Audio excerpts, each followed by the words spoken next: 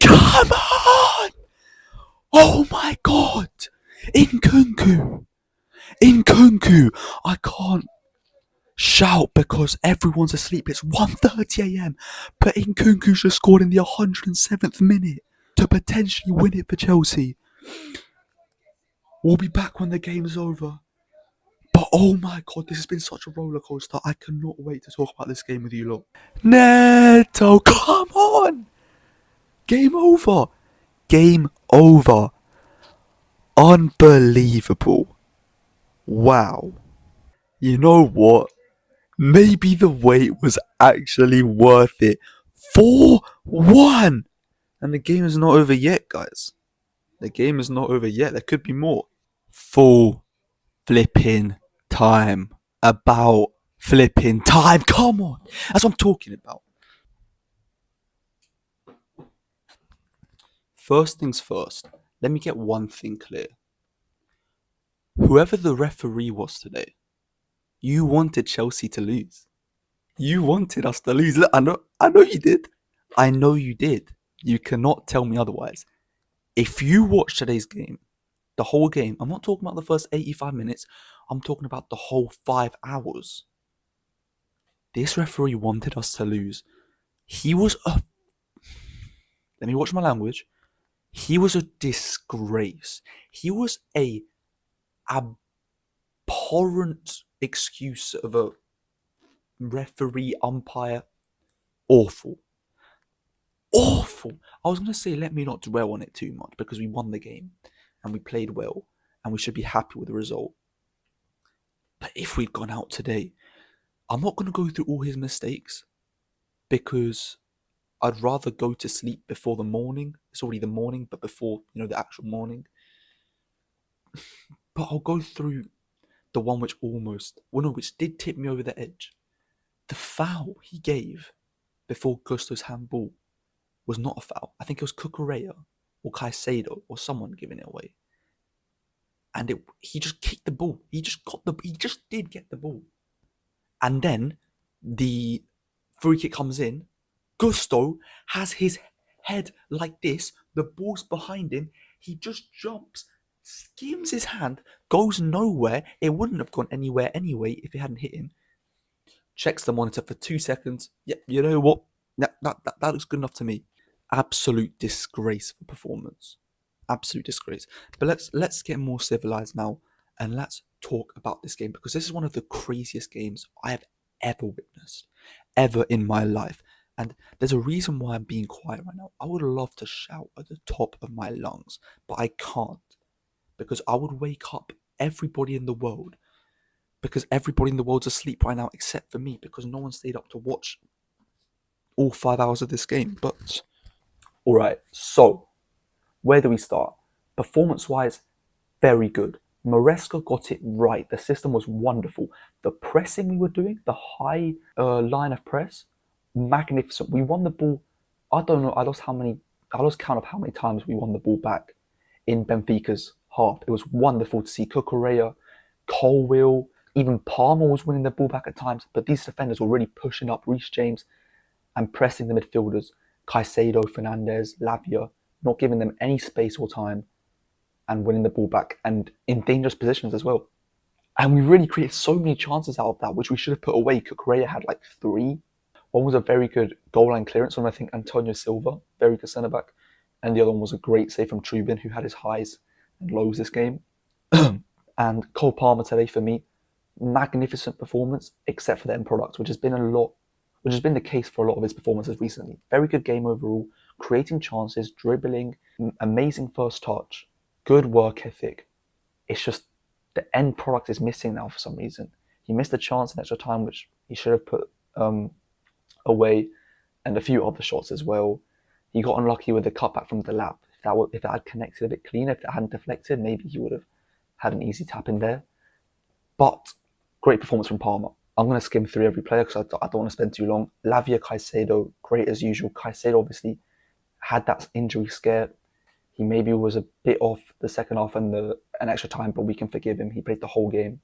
Lavia, very positive to see. I think he played almost the whole 90 minutes. It was great to see. And Reece James, amazing. Centre backs, Colwill, magnificent. Badiashile obviously got injured. I think he was a bit shaky, but he was also decent. Colwill, magnificent, true captain's performance. Robert Sanchez was decent. There was one little mistake, which could have cost us, to be fair, but he made some saves and he did his thing. Although Benfica created nothing. Benfica played really bad. I'm sorry, Benfica was shit. I'm sorry, they were awful. We should put the game to bed way earlier than we did. And then who else played? Delap was shit. I can't like Delap. No, let me be kind. Delap had an off game today. His passing was off. His first touch was off. It's fine. I'm not going to be so reactionary and say that's it. Delap is worse than Jackson. Delap is a bad signing. It's not useful. And Neto, absolutely amazing, as has been the case for this whole tournament with this guy. This guy's been so consistent this whole tournament. Gets another goal, his third goal of the tournament. What a player, man. What a player. And am I missing anyone? I mean, the subs. When I saw the triple sub of KDH, Nkunku, and Gusto, I was like, because at that point, I think it was 1-0. Because I didn't even mention the Reece James goal. What a goal, by the way, the free kick. He's added that free kick to his locker, which, he used to have, but he never used to score them. He used to get close. But he's been scoring so many this season. 1 with England, 2 with Chelsea. It's really good to see. And this was a magnificent one. And it was a really needed goal at the time he got it at. But, bro, the difference in quality when we went from Reece James to Gusto almost lost us this game. If we were like almost 10 against 13 when Gusto was on the pitch. Because we were playing with a man down. And Benfica were playing with 2 more. The referee and Gusto. And then obviously they got down to 10 men. But Gusto, for me, look, we won, so I don't want to dwell too much on the bad performances from individuals. But he wasn't good. He let down the handball, which I don't think it was a handball. I think it's harsh, but still, why are you doing this, mate? And just sloppy passes, sloppy defending. It's just sad to see from one of my favourite players from his first season, to be honest. But moving on to let me mention those subs more. Nkunku and KDH, I was frustrated when I saw them coming on because I would have rather seen Mark Guéhi and Andre Santos come on at that moment. And I still would have liked to see Andre Santos. I'm still frustrated he didn't play. But Nkunku and KDH proved me wrong. They played really well, especially KDH. He was so sharp, making good passes, keeping the ball. And Nkunku was decent as well. He got his goal, which was the big one. It broke the deadlock. If not really the deadlock. His first goal of extra time got us ahead, and then took that weight off our shoulders. That's pretty much. And that was the biggest goal of the game by far, except for the Reece James one. Then Neto scores, and then KDH finishes up with a brilliant finish. My voice is going, bro. I've been like whisper shouting in the living room this whole time. But yeah, the subs were decent. And then Tosin, when he came on, I thought he was solid. Good to see Anselmino actually get some minutes as well. I've never seen him play in a Chelsea shirt. I think this might have been his debut actually. And it was good to see him get some minutes in a blue shirt. I only saw him like make 2 passes, but they were successful passes. So better successful than unsuccessful. But yeah, we are through to the quarterfinals where we face Palmeiras, Esteval's team. But okay, now let's talk about this whole 2-hour delay thing. I made a whole video dedicated to it. This is why I think you should watch it. It was in the middle of the delay, so we were still 1-0 up. But I was still heated because I wanted to go to sleep. I'm still so tired, but I need to get this video out for you lot. And I was just waiting for the games to get played, and I kept hearing another 30 minutes, and I kept looking at images of the pitch that they were literally showing on the live stream, and it was sunny. There was a rainbow. There were light clouds, but it was sun. It was dry, most importantly, and I didn't see none of these lightning strikes they were talking about, and that was just so frustrating to me because it was just 5 more minutes, and then obviously they had to go on the training bikes for an hour. And obviously Benfica had to do the same, so I'm not necessarily blaming it on that, the reason why we conceded. But then, when Angel Di Maria steps up for the penalty, he's not going to miss from there. Like I remember they showed the graphic of all the ones he scored and missed, and they were all scored. So I was like, yeah, it's extra time. And yeah, that's the thing. I really didn't want to go to pens because the players we had on the pitch are not the ones you want on pens. Nkunku's missed like the last 3 of his pens in all competitions. Palmer obviously is the one you want, but who else would the Gusto? Can you trust him on pens? Caicedo, have we ever seen him take a penalty? We didn't have Enzo on the pitch.